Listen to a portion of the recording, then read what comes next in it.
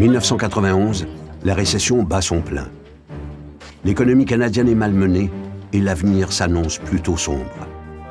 SNC-Lavalin doit pourtant trouver de nouveaux projets pour occuper sa main-d'œuvre de 7000 personnes.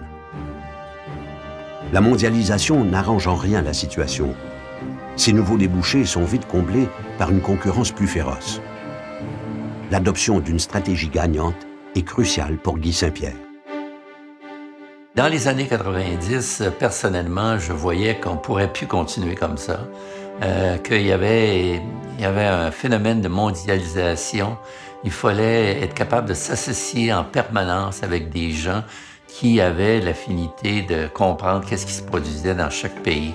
Et c'est comme ça que graduellement, on a cessé de prendre des gens de Montréal ou de Calgary pour les envoyer à l'extérieur et qu'on a plutôt acheté des entreprises en disant « Pourquoi vous ne vous joignez pas à nous ?» La nouvelle approche remporte un vif succès et déclenche une avalanche de contrats. Les deux anciennes rivales travaillent main dans la main pour remporter des méga-projets.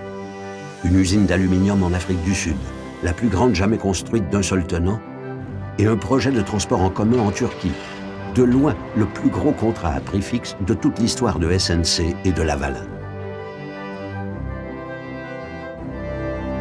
Pendant que SNC-Lavalin décroche des mandats importants outre-mer, Guy Saint-Pierre renforce sa position internationale. L'entreprise va de l'avant avec l'acquisition de sociétés d'envergure pour pénétrer de nouveaux marchés étrangers. En 1994, l'achat de BIR au Chili permet à SNC-Lavalin de mettre un pied dans l'industrie minière florissante de l'Amérique du Sud. En 1996, l'acquisition de la société française Pinga Ingénierie, spécialisée dans l'agroalimentaire, marque le début d'une entrée rapide sur le marché européen.